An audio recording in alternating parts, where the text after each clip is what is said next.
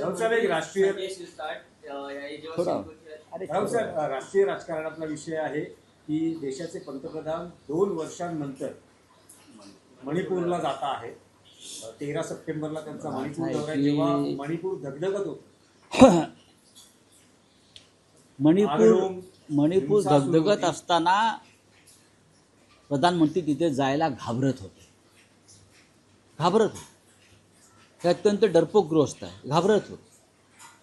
त्या हिंसेचा चटका आपल्याला बसेल, आपल्यावर कोणीतरी काहीतरी फेकून मारेल या भीतीनं त्यांची गाळण उडाली होती. ते डरपोक आहे. आता जातात कारण त्यांचा स्वतः मोदींची जाण्याची वेळ जवळ आहे. त्याच्यामुळे इतिहासात नोंद राहावी, मी जाता जाता तोच सोडता सोडता मणिपूरला गेलो नाही, हे इतिहासात नोंद राहू नये म्हणून ते जात आहेत.